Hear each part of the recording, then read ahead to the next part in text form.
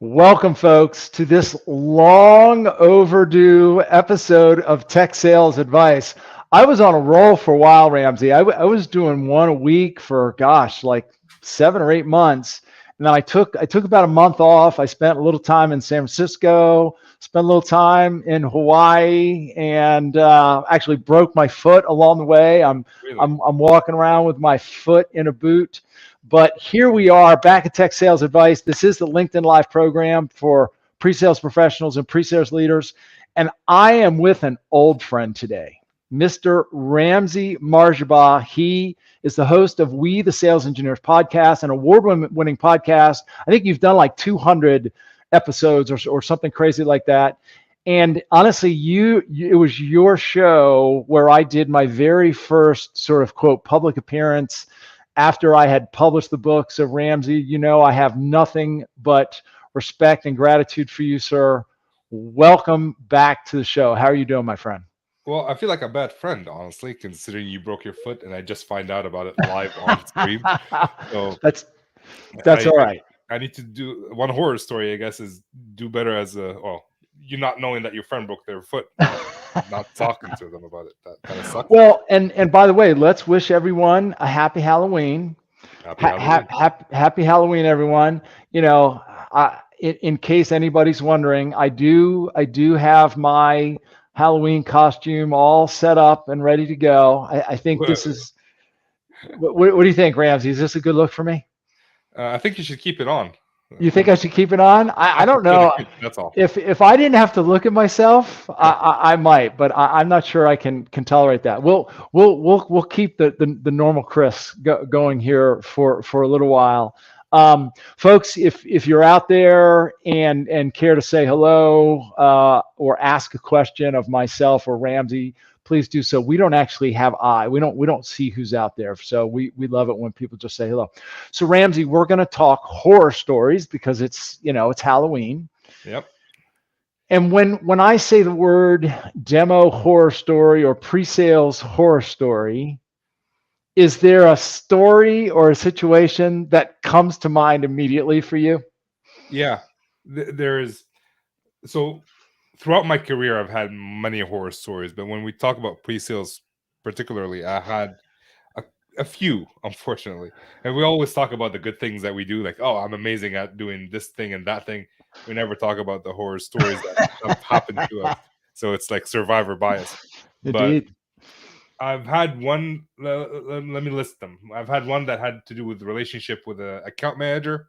Mm. I had one that had to do with a very poorly executed proof of concept, uh, some more account management stuff.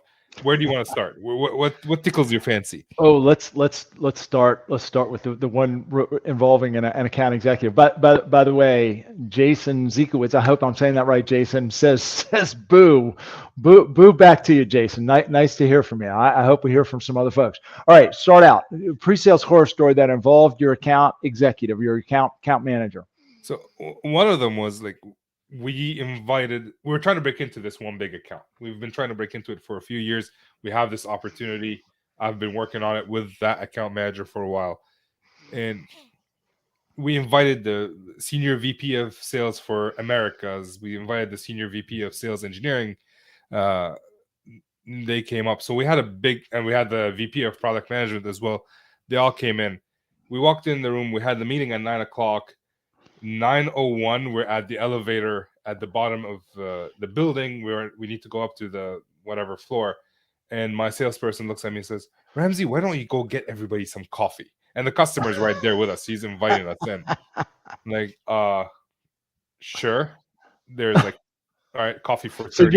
you're already late, by the way, is what Yeah, you're saying. Yeah. with that particular salesperson, if we're 5 minutes late, we're like 20 minutes early. So it's the opposite of like, hey, if you're 5 minutes early, you're 10 minutes late. No, this is what this guy was He had the opposite mentality.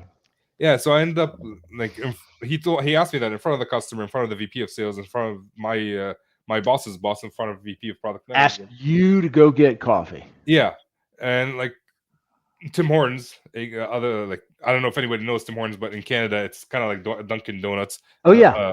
Yeah. So crappy coffee. I don't know if Dunkin' Donuts is crappy coffee. I've never been in the US. So I walked. Tim Hortons is right across the hall. Walked in there, got the coffee. 30 minutes later, I was up in the room offering everybody coffee, and I missed half of that big meeting that we were a part of. And Oh man, that's classic. yeah, But by the way, you know, Tim Hortons, is that what you said? Tim Hortons. Yeah. Tim Hortons, yeah. You know, this is neither an endorsement or the opposite of their coffee. So basically, at the end of the day, this account manager basically sort of belittled you in front of the group and sort of made it almost as if to say, we don't need you in the meeting. You're more valuable to us just going to get coffee for the client. Yeah, well, I don't know if he meant it that way, but that's how it felt like. And I was maybe a year into my career as a sales engineer. He's my first salesperson. I didn't know any better. So yeah, it was. I was a little peeved when I showed up to the meeting, and like half hour later, I'm sweating, carrying buckets of coffee. Very demeaning. Yeah. But by the way, Sean Myers chimes in as well. Sean, good to see you. Happy Halloween to you as well, my friend. And I hope others will say hello as well. Yes. Share the one, or you mentioned that one thought comes to mind, or one story comes to mind around a POV or a POC. Was it? And what did you call it? Did you call it proof of values back then? Proof of concepts? POC. Yeah, most people call them POC. Yeah, for a while. For that one, we've been working again trying to break into an account. So the company that I worked for at the time, we were not the incumbent in pretty much any company in Canada. So every story starts with, I'm trying to break into this account. Yep. And this one, trying to break into this account, I'm a generalist SE. So I cover, I don't know, 20 products. We have specialists behind this.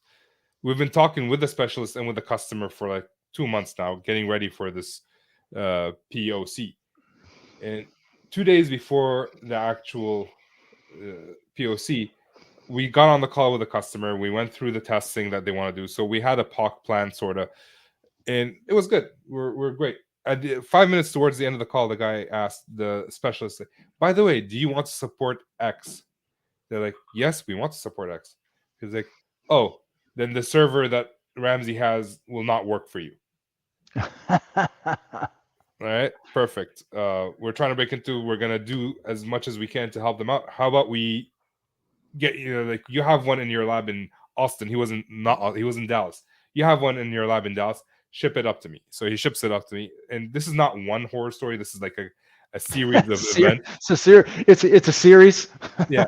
So he overnighted it to me. We still have a day. I showed up. I went to the office 10 o'clock at night, configured everything, made sure everything is working. And I made sure everything is working, I turned it on, clicked a few things, turned it back off because it looked fine.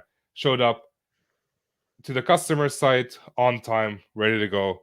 And every 10 minutes, it would just stop working. Every 10 minutes, it would just stop working. So I told the customer, how about I just take it back? Don't waste your time.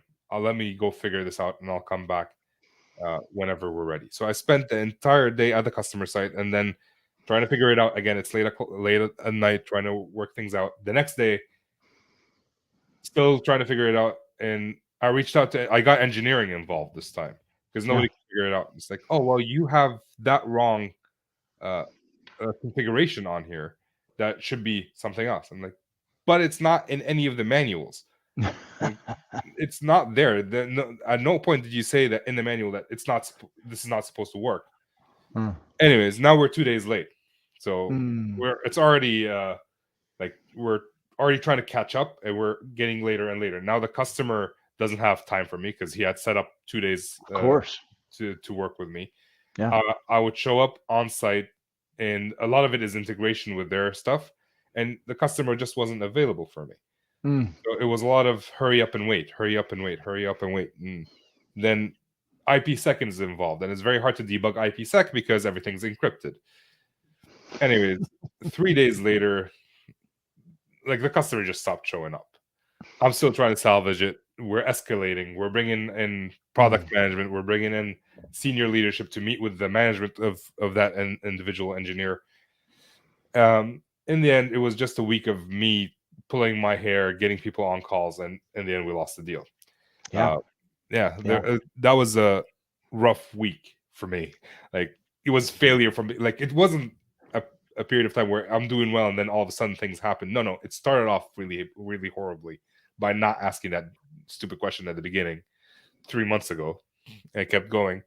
Yeah, you get better. Could not salvage that one. Well, and it's, what comes to mind for me is we see this so often, right? An engagement, a POC, it gets off on the wrong foot to begin with, right?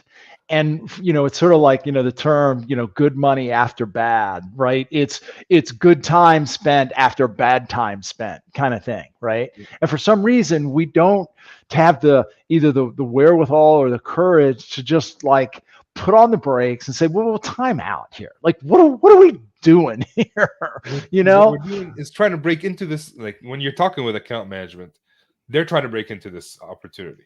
Like, it could be the best customer we've had. So we're going to, I played sports. I played basketball, and I never gave up until like the whistle was blown. And we're kind of in the same boat where I took it personally. Like, I thought I did my job. I thought I did everything right by getting the right people involved. I thought I did everything right by having a POC plan ahead of time. I thought I did everything right by showing up early to the customer and making sure that the customer is available for at least 2 days for me. Yeah. So that we can work on it together, because I thought I did everything right, and still everything went wrong. Yeah. Yeah. And that's the way it goes. By the way, Jermaine commented a level of disrespect on the coffee run that you were asked to do. Jermaine, good to see you. Yeah. So, Ramzi, it reminds me of when you were talking about, POCs. I'm reminded of a long quote, sort of demonstration / workshop that I was asked to do. And it was sort of part of a POC, and it was sort of the wrap up of a POC. And for whatever reason, I think it was the client actually scheduled 4 hours. They scheduled a 4-hour meeting because they really wanted to dive deep. And the first, I was prepared, and I knew we had enough material and things to talk about for about 2 hours. But I thought, like, after we get through the core of what I think we need to talk about, I'm not sure we're going to need the final 2 hours. And I told my account manager this, like, I know they're bringing in a bunch of people and there's this big expectation, but 4 hours just seems to, he's like, you know what, they're driving it. Let's just follow their lead. So Rams, I got to tell you, the first 2 hours went swimmingly well. I mean, we had a few very specific things to show them. We answered all their questions. They loved what they saw. Like, we literally hit the ball out of the park. And then we broke for lunch. They said, actually, we've had lunch. It was a big conference room, and they said we've actually had lunch brought in, and they set up like this nice buffet in the back. And this is a government client, and so everybody got some lunch, and they said, now we'd actually just like to have a little bit of kind of open forum. Because I was like, honestly, guys, I mean, I think we've covered everything we planned to talk about in the POC. Sounds like you're satisfied, and we've addressed all the questions. There's some enthusiasm. They're like, hey, we'd like to just spend the last couple hours just, asking you some questions. Oh my gosh, Ramzi, like, you want to talk about like driving off a cliff, like, within, I'd say, 10 minutes, they started asking some questions that took us completely off the rails. We had no idea how to solve or satisfy those requirements or answer those questions. And we ended up losing the deal. And I told I was like, I told you, man, like, if we had ended at 2 hours, we would have been good. But that they started bringing up things that were not even relevant to what they were trying to accomplish, right? It was like they were just throwing darts, and yeah, we fell flat on our face. So here's the question: how would you tell a customer that, you know what, we did all the work, let's just move on now and actually get to work?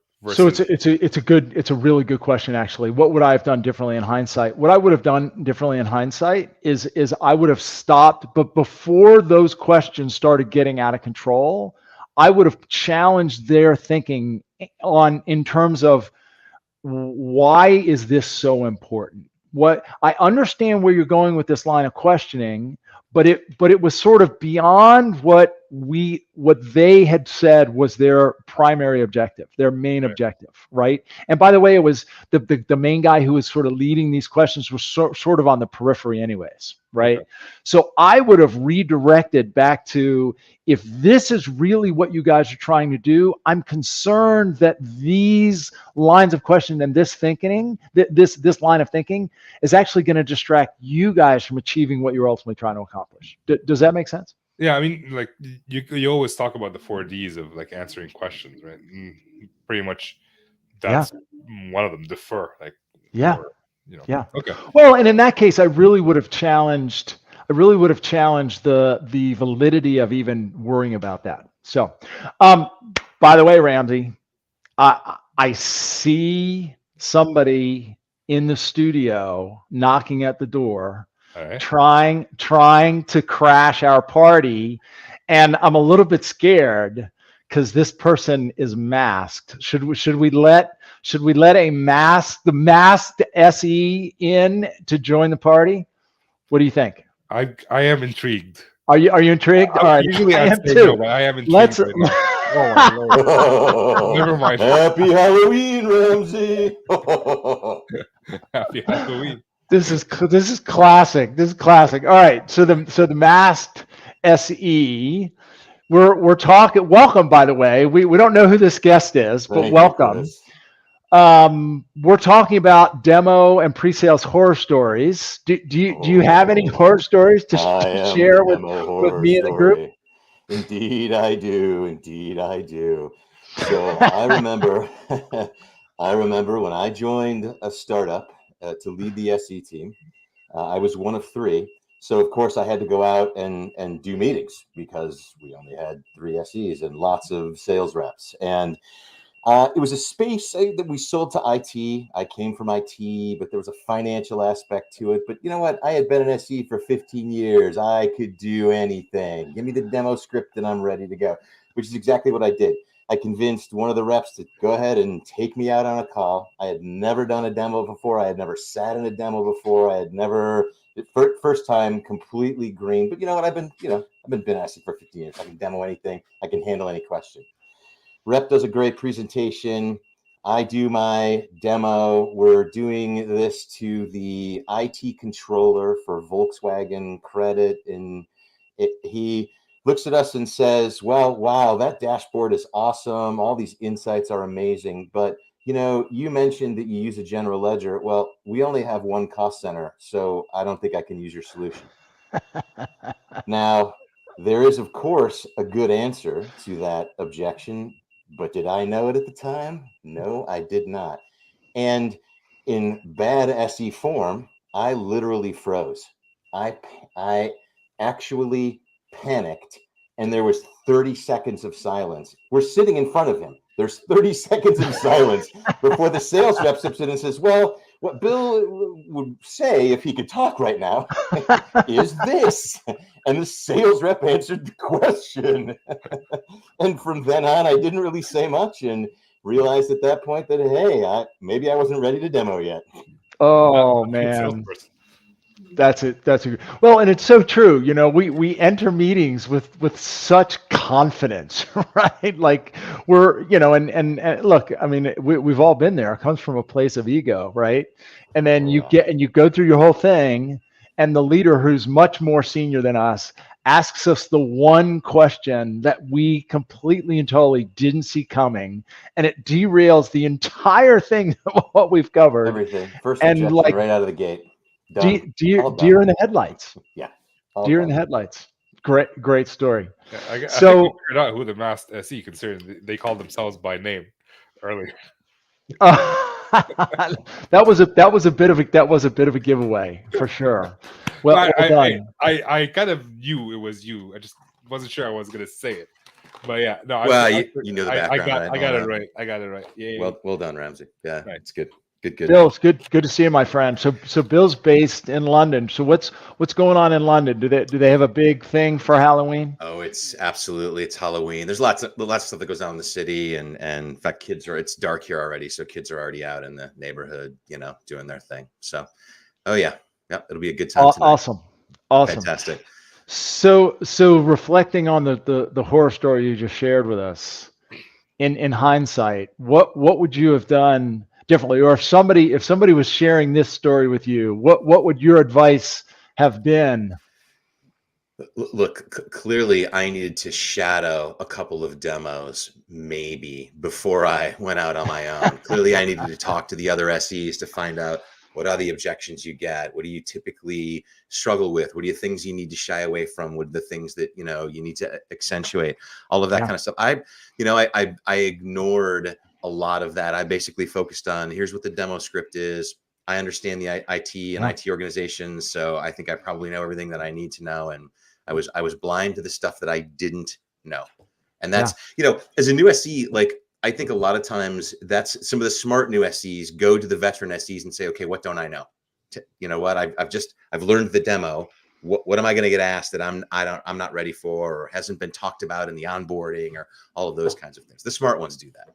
Yeah. I did not do that. Well, is there a point in time where you do know everything you don't know? Like, I've been doing this for 8 years. I still get questions that I didn't think I would. Right? I think, Ramzi, it's the difference between how you handle those questions, right? Yeah. When you're green like that, and you've got no customer stories in your head, you've got really, you've not had, been on the firing line or in front of the firing spot, so to speak, like you really don't have much to offer. I felt, and this was at Aptio, by the way, by year 3, I felt like you could drop me into any meeting in any situation. I may not know the answer, but I could rattle off a customer story or something related or whatever, or I could return with well, why would you want to do that? And that doesn't make, something like that. I had the wherewithal to be able to deal with the question that I didn't know the answer to. And in that particular moment, I did not. Yeah, so even if you don't know the answer, like there's always questions that we don't know the answer. You just have a process of how to deal with it that's different from what it was day one when you're egoful. But I would say that the number of questions that you don't know how to answer diminishes pretty rapidly. Yeah. And it's not like I was getting asked every demo that I did. I got a question, it was once a quarter, maybe, right at that point. Yeah, makes sense. Cool. How much of that situation, Bill, do you put on the account executive? Because to me, one of the thoughts that came to mind as you were sharing your story is that if there's a very significant, I don't want to say showstopper, but if there's a significant condition or criteria with the people that we're dealing with that significantly changes the way we would position our solution, that seems like something that should come out during discovery. So in hindsight, is that something that maybe the account executive should have teased out, or would you put that still more on yourself? No, I mean, should it have come out in discovery? I think the answer to that question is yes. At the time, because Aptio was such a new solution and a new concept, we found ourselves in first meetings, we demoed every first meeting. We just did, because we would start to ask questions and people would be like, yeah, but they couldn't get their heads wrapped around it enough, right? So it's like when you get it's your analogy, Chris, of the taxi cab. If you get in the taxi cab and the guy starts making turns that you don't understand, you're like, well, wait a minute, what's going on? It was the same kind of thing. Like we would start to ask these questions and people would be like, yeah, I don't understand where you're going. So we always had to kind of offer up some. So I think the sales reps there just got into the habit of like, well, we're always going to do a demo. So they offered it when they agreed to take the meeting. And you know what? That was the discovery, and we discovered all right. There's when you're in like, I'm in the generalist world, and there's always a million questions or some little thing that they have as a requirement that we may never even think about, and it only comes out as we're progressing through the sales cycle. And all right, next time I learn it, I put it into my checklist. You need this? No. perfect, we keep going. No, yes, you do. I qualify myself out. But yeah, like I feel like it's always going to happen. It's just how we deal with these different situations that could change it from being a horror story into a hero story. Well, I'm curious to hear how do you guys deal with the situation? Let's say, for example, you're maybe mid demo, and you hear something that is a sincere, honest to goodness showstopper. Let me give you an example. I worked with a company. I ran sales in them for a high tech company. I was with them for about a year and a half. And one of the products that we sold, it was sort of, a software analysis tool, for lack of a better term. And it would sort of ingest code and do some analysis. But it fundamentally only worked for like homegrown custom code applications, and it didn't work with off-the-shelf applications.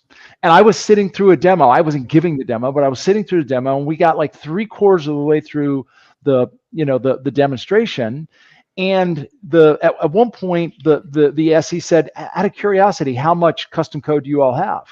And the guy was like, we have virtually none.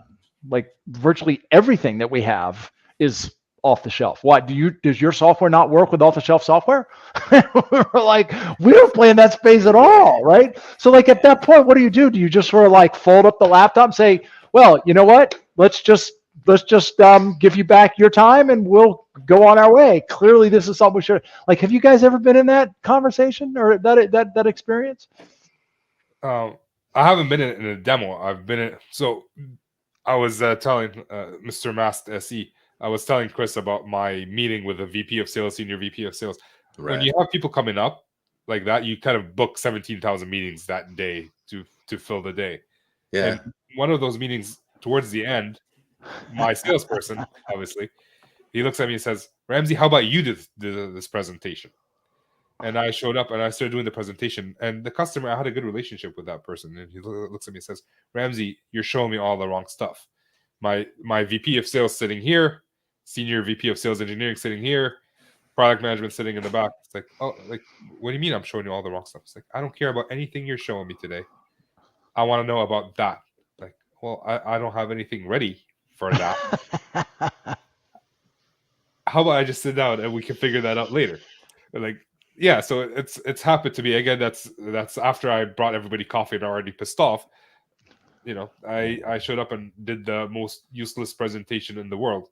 Well, as Jason said, hey, you brought the coffee. So value is added. Come on. I didn't bring the coffee to that meeting. Maybe that would have made the difference, and the customer would have bought right away because that's how customers work. But yeah, like I've had situations where I'm doing the wrong thing, and at that point, it's better to pause, reset, and just have a discussion about what you want to do. Forget about the presentation. What do you need, Mr. Customer? Like, you're my priority. Yeah. How can I help you? How can we salvage the rest of our 45 minutes and make me not look stupid in front of my boss and my boss's boss and my boss's boss's boss? That's awesome. Timing is everything. Well done. Guys, I can't believe this. We actually have another surprise guest backstage. Shall we invite in? And he's not masking himself in any way, shape. No mask. He's not hiding. Should we let him? Should we invite him into the party? What do you think? Of course. Ramzi, this is your show. What do you think, man? The more the merrier. All right, here we go. I know you guys know this guy, Mr. Kerry Sokolsky. How's it going, eh? I'm good. I'm clearly it's a Halloween fail on my part. I did see the mask bill and loved it. Seriously? Well, did you see? You didn't see mine. So let me bring mine back. And Bill, I don't know. You might not have seen mine either, Bill. So let me put up mine on just for a second. This is my Halloween costume. So what do you think, guys? Should I try to run a workshop in with the mask on this week? I think people will pay attention to that. Very authoritative. Bill said that what I ought to try to be is the one right there. The oracle of pre-sales. And you literally could be Chris the White. Oh my God. It's perfect. Well, if my kids are wondering what I'm going to look like, in about 20 years, if I were to not shave, there you go. There you have it. All right. I'm gonna go back to the normal me just for a minute because I have to look at that and I don't actually want to look at it for an extended period of time. Carrie, my friend, welcome. Delighted to see you crash the party. We're talking horror stories because, of course, it's. By the way, do you guys celebrate Halloween? So I'm the only one in the United States right now. I've got two Canadians and one guy living in London. Do you guys celebrate Halloween up there in the Great North? We do. Although the costumes tend to have to be a little bit different because it's freaking cold in a lot of places up here now. So you sometimes see kids with a costume and a ski jacket on top of it.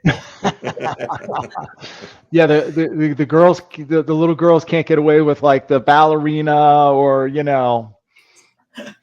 whatever. It requires something nice and warm. So Carrie, you've been doing this a long time, man. You've got to have a horror story of two. I've got two.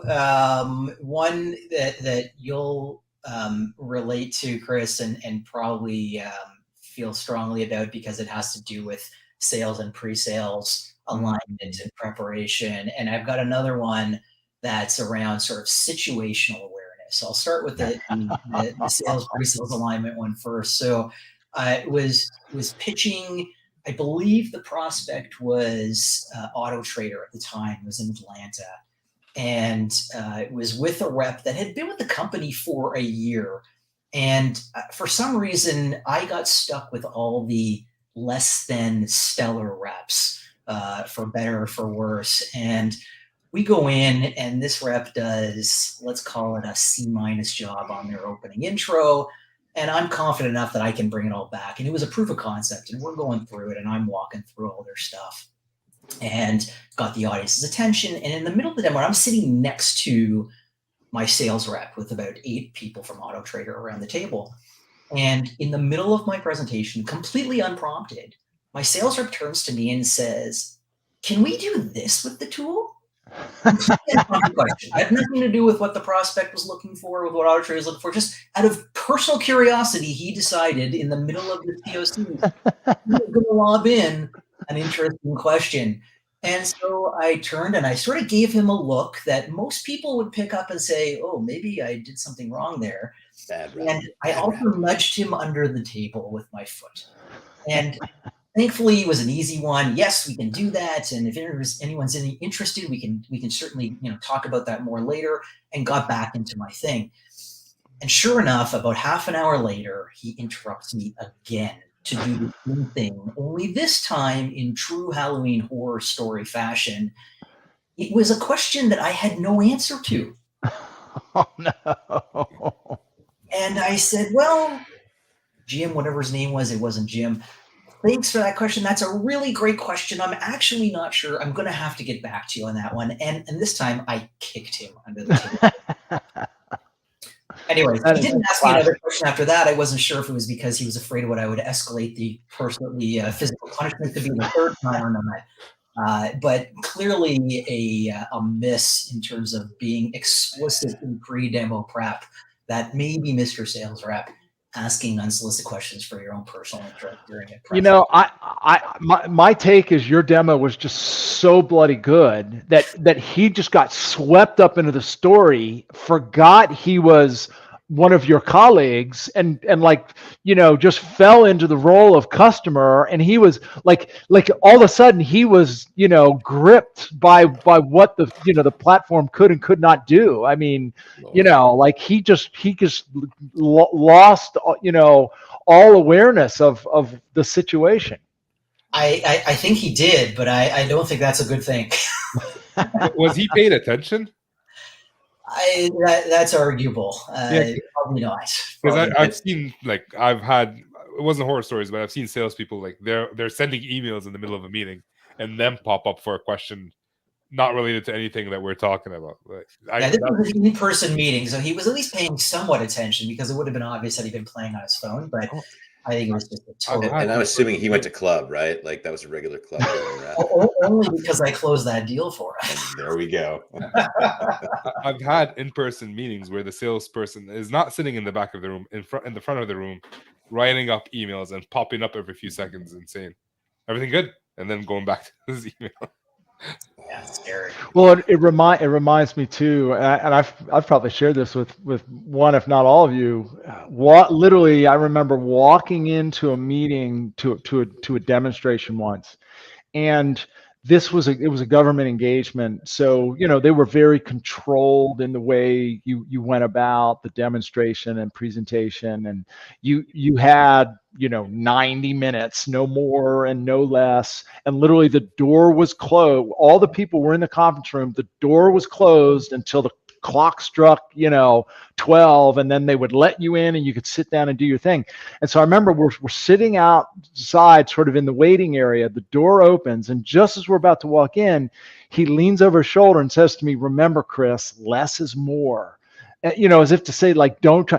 And then no more than 20 minutes in the meeting, he starts saying, "Oh, wait a minute, Chris, can you show them that other thing? And hey, can you show them this thing over here? And wait a minute, show this thing." Like, I was like, well, what happened to less is more?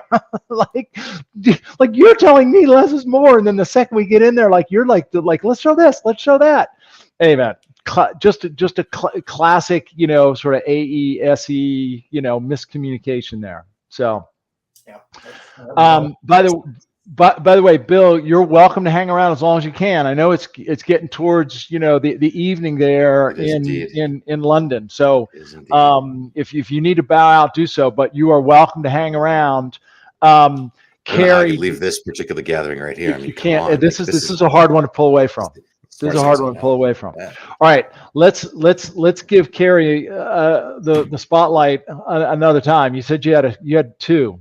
Yeah, so this one's a little shorter, but just as interesting. So this is a situational awareness sort of challenge that we don't always think about, but we always should be thinking about. I was exec sponsoring a deal. We were down at Coke, also in Atlanta, coincidentally, in-person meeting, and my SE walks in and takes out a Gatorade that we're drinking and puts it on the table. And Gatorade is a Pepsi product? Gatorade is Pepsi. And that's not a good thing. So we've all seen, the obvious ones where your demo model data has a competitor's name in there or something like that. You want to try and scrub those situations away. But this was a real world, okay, in the table, I'm going to throw a competitor's product on the table. Anyways, luckily I was sitting right next to this person, and I reacted with, I don't know how I did it, but I basically just swung my arm across and knocked this thing over against the wall. And everyone's going to look like, what was that? Oh, sorry, he just dropped his computer. By the way, I worked with someone who previously worked for Pepsi. They take that stuff really seriously. Like the Pepsi, Coke, competition is legit. I don't know of any company that I feel like they all take it very seriously, right? And that was something I learned early on. I remember when I was at Mercury Interactive, and we were calling on Abercrombie and Fitch in the Columbus area. And look, I don't know about you guys, I don't fit into no Abercrombie and Fitch clothing, but the AE said, show up a couple hours early, we're gonna go to the mall. And man, we found something. Well, he's like, don't bother to wear your suit. I was driving down from Detroit. And he's like, don't bother to wear your suit. Like, we're going to go to the mall a couple hours early and we'll get something and we'll figure it out. Yeah. I mean, it's just what you do, right? I love that. I love that. A colleague of mine was going to visit Apple, and he was the only one on our team with a Dell product in his laptop, and they made him put it away and pick up the salesperson's MacBook and use that. So yeah, I've seen that, and I wouldn't, if I were to go to Apple, I wouldn't know how to use a Mac. The demo would be a horror story. So Ramzi, let's come back to you, my friend. This is anyways your show, so the party's been crashed a little bit. Share with us another horror story, or one you've witnessed yourself. This is again account manager SE relationship. My account manager got promoted to sales director. Don't know how. It was during that phase where I was working late hours on the POC for my customer. The customer were trying to break in. Our office was in disarray. They were doing construction, and he had the only desk available in the office. So I used his desk to put the server and set it up. And then I get a call a couple of days later. And he's like, "Ramzi, you scratched my desk." Okay. He's like, "You scratched my desk, Ramzi." I'm like, there were construction people in there. I was working late. It could be me. It could be anybody. What's your point? And his response was, "I don't want to take it up the management chain." And that's where, like, it's a stupid desk, right? And anything when you're an SE or any, I guess, any different role, when you're working with another person with a power dynamic, it could go badly. So I waited a couple of days. And I sent an email to my manager, and I'm like, he didn't want to take it to upper management, but I am. This is what happened. He tried to bully me. He can't because he's half my size. And I'm kind of mean. And my manager took that email, and he just called up my salesperson and very gently said, like, "Hey, Ramzi didn't take it very kindly. Can you please call him up and make sure that everything's okay?" He didn't call me. What he did was he called his boss to complain about the scratch or whatever my reaction is. My boss had his wife in the car, and they were on speaker, and his wife was looking at him, was like, "Is he talking about a scratch?" And I heard all this secondhand, but I believe it. So his boss tells him, like, "Hey, your team is struggling. They're not hitting quota. Go worry about that versus the scratch." So what does my sales director do? He calls up my boss, his boss's boss, who was on vacation. Anyways, nobody answers. And now the whole company knows about the scratch on the table. It was dubbed Scratchgate.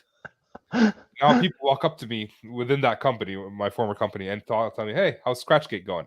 It's just one call, one scratch that could have, I don't know if he was trying to derail my career or anything like that. But right now it's funny. But for those 2 days where he threatened to take it up to management, and I'm thinking about how I'm going to deal with it, it wasn't a very nice 2 days. And the best thing I did was write up the email, wait a couple of days, and then send it to my boss, and just see the wheels fall off of that guy, because the guy now, he is well known to be nuts over a scratch. That's hysterical. Yeah, horror-ish story that ended up kind of positive for me, because I had a positive performance review because of it. Ramzi knows how to deal with tough people. By the way, I mean, that is a skill, the ability to deal with difficult people. I remember I was we did some work with one of the large integrators in the DC area. It was either Lockheed Martin or Northrop Grumman or Raytheon or, one of them, but we were invited in. They had a group that was using our enterprise architecture software. And we had a champion within that group, but he was trying to get our solution exposed to a wider audience. So they invited us in to do sort of this, seminar style presentation demonstration for a very large audience. And we had, and this is before, Zoom exploded, right? So this is probably 2008, 2009, something like that. We probably had 30 people in the room and maybe another 50 or 80 people on, GoToMeeting or something like that. There was a gentleman in the room who had a reputation for being a difficult customer. And he was actually, you guys know this type of customer.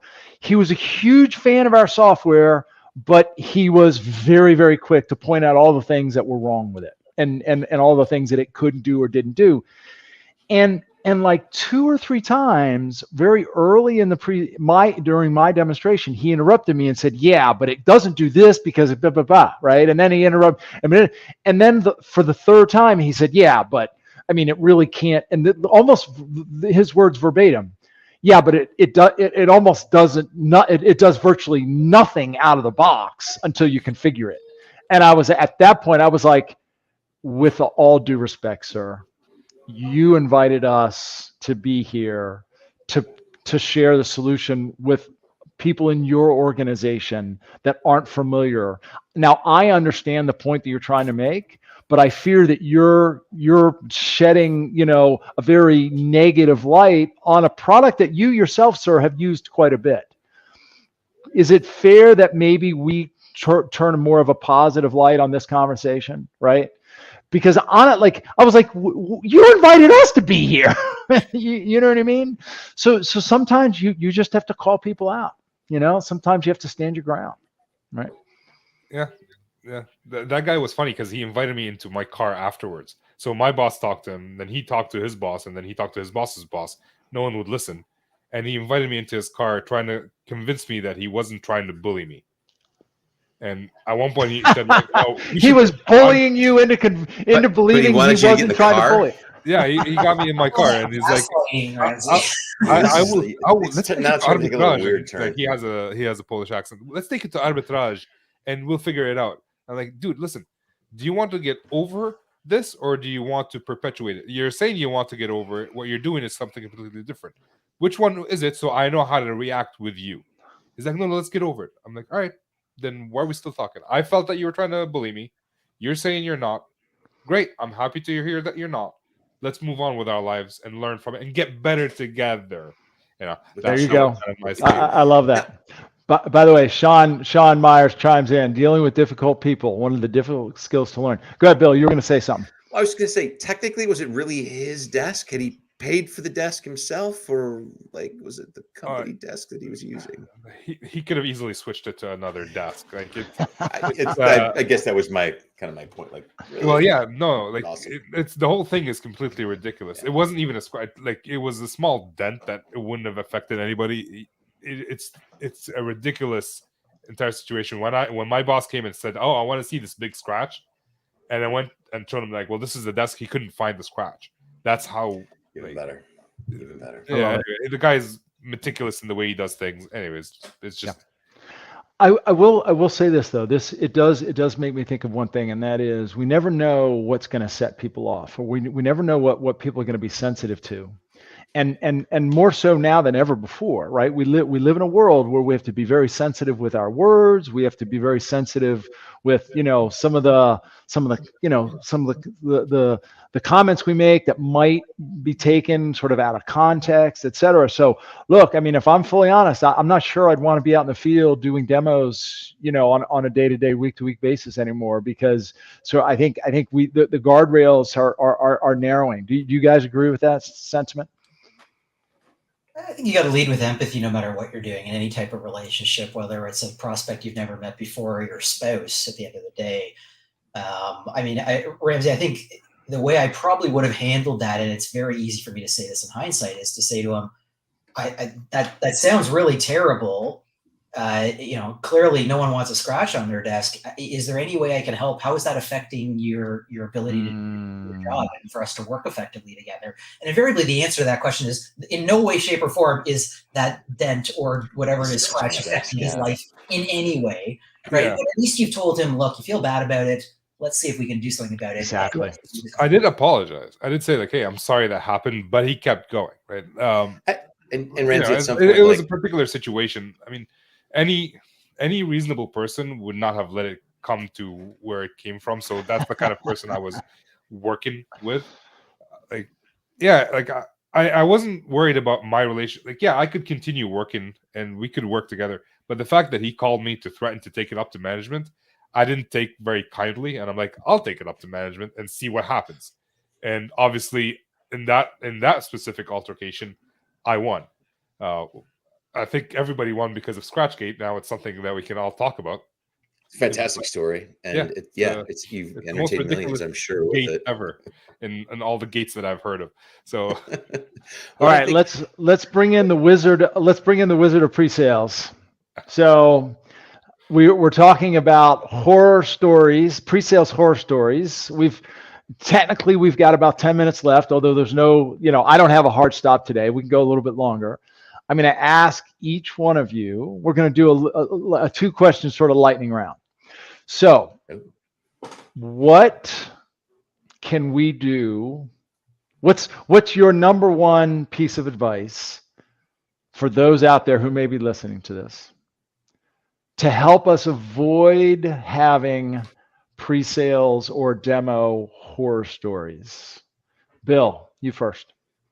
Habit 4, click every click. Practice. Yeah, practice. Yeah, make sure everything's set up and ready to go.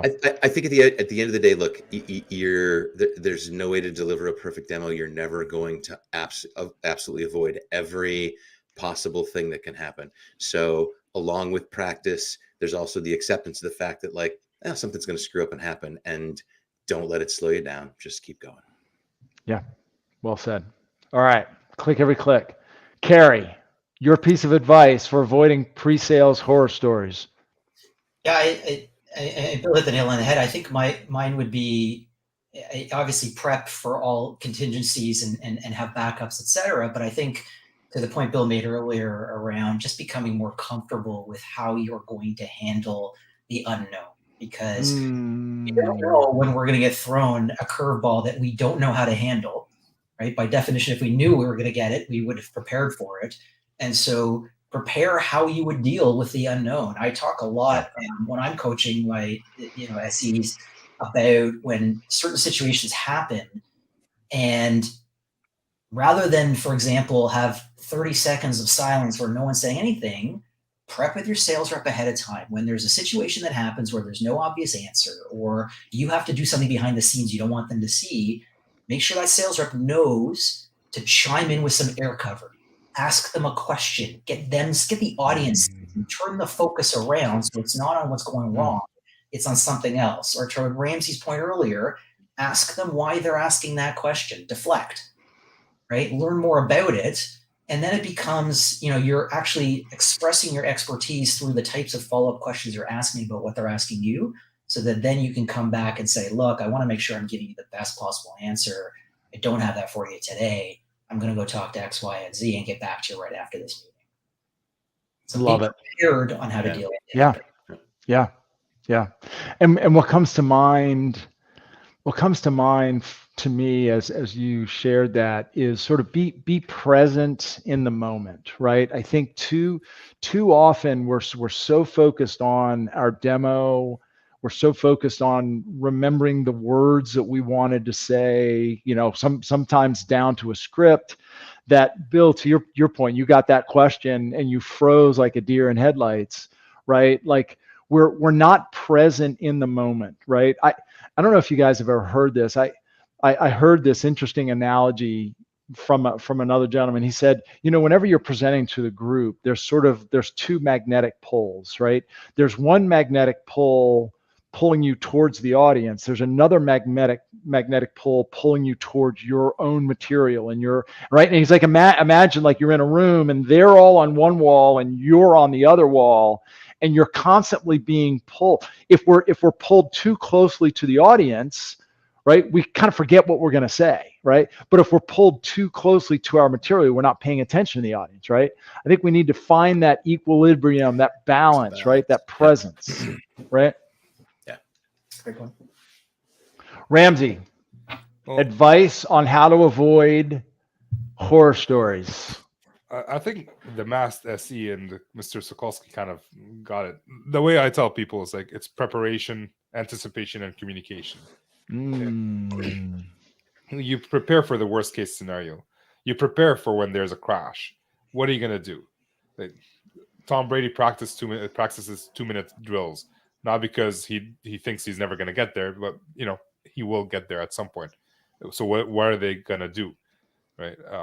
We don't practice alone.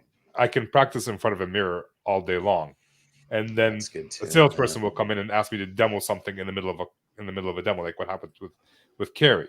And how are we going to deal with that? Or maybe if we're on the practice squad together, because it's not an individual sport. Sales is a team sport.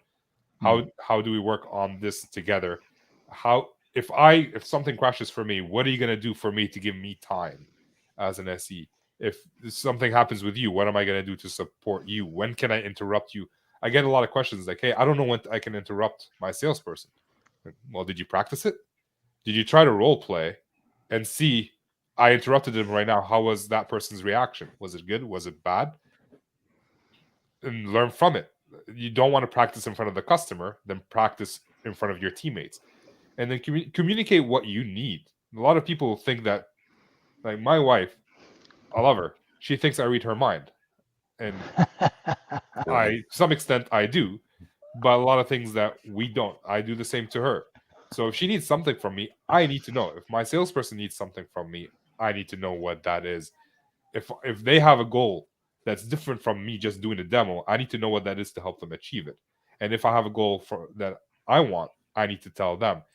Things don't just happen. You kind of have to be purposeful about it. So communication, I love it. And anticipation. Figure out what you're going to be asked and try to steer the I love it. towards it. Preparation, anticipation, communication. That's really good. I think that's, if you haven't written a blog or article on that, Ramzi, I think that's worthy of one. Now it's next on my list. Thank you for this call. I have a blog idea. I think you should. All right. So one more question from the what did I call myself just a moment ago? The Wizard of Presales. The Wizard of Presales. Thank Getting good you. with that button. The Wizard of Presales. I mean, come on. I mean, if there's nothing else as a pre-sales, professional, we need to be quick with the trigger, right? I mean, that's what we do for a living. So, so the final question from the Wizard of Presales is, if you could go back, if you could wind the clock back and change any one moment in a demo, or do any, like if you could have any demo back to handle it differently or do something differently, what would that be? Is there when you reflect on your career, is there one demo or one sales engagement you're like, oh my gosh, like I so blew that. If I could only have that one moment back, what would it be? Bill, you're first. I'm all anxious. I'm like, I'm actually reliving that moment right now as we're speaking. I'm very uncomfortable. No, it would actually be the first demo that I ever did, which I still remember to this day, for information builders at Michigan Technological University. And the good folks at MTU got every feature that Focus had to offer. And let me tell you, I was very excited about every one of them. Isn't it funny how we literally remember where we were, who was there, what we were doing? I think the worst part about it is I thought I was doing such an amazing job, right? Like you're so, I got to everything. And the audience was asleep. I mean, and it was in a university, as you can imagine. It was this whole department. And so it's this row of chairs and people are sitting up there, and people were out. And I remember the first thing the sales rep said to me was, "You got to every feature, didn't you?" And I was like, "Yeah, I did." And he was like, and he just shook his head. So the flight home, I got a little explanation about the concept of less is more and what's important to the customer and all of that kind of good stuff. Yeah, I didn't feel too good that night. Yeah. No, that's a great one. Carrie. So I'll continue the theme of first demos. I remember starting my career at Vericent, and the CEO was the head of sales at the same time. I was employee 12, the only SE, the first one in the company, and he had been doing his own demos as a sales rep before he was the CEO of our company. And so the first two demos I had done, he was on the call and just took over and provided air cover wherever needed. And so I had this amazing safety net that I wasn't worried about. And I remember this was the first demo, the third one I gave, where literally 2 minutes before the call, he's sitting next to me, our sales rep's in Boston dialing in, customers remote. And 2 minutes before the call, he says to me, "Oh, by the way, I'm not speaking at all during this meeting. Go on your own. Good luck." And I just panic. I'm like, oh, this is going to be so bad. And I went through it, and it was not good. And I remember the call ends and the phone gets hung up, and I turn to him and I go, "I am so sorry. If you need to fire me now, I understand." And he laughed at me and he said, it wasn't that bad. You're your own worst critic. But he said, I guarantee you'll learn a hell of a lot more by screwing up like this than you did from any other demo that I'm going to sit there and help you where you think it's a great demo. And he was right. Most of us learn through doing. And when the safety nets are pulled off, that's when we really have to perform and learn how to do it on our own. And so that was a great learning lesson for me. I think the advice I would go back and give is it's okay to screw up. Yeah. Right. You're not on the 8-figure deal, right? It's a 5K deal, a 5-figure deal. It's not the end of the world. Learn. It's okay. You're not going to win all. Yeah. No, it's and we put so much pressure on ourselves, right? And frankly, sometimes we take ourselves a little bit too seriously too, right? So it's good to eat a little bit of humble pie along the way.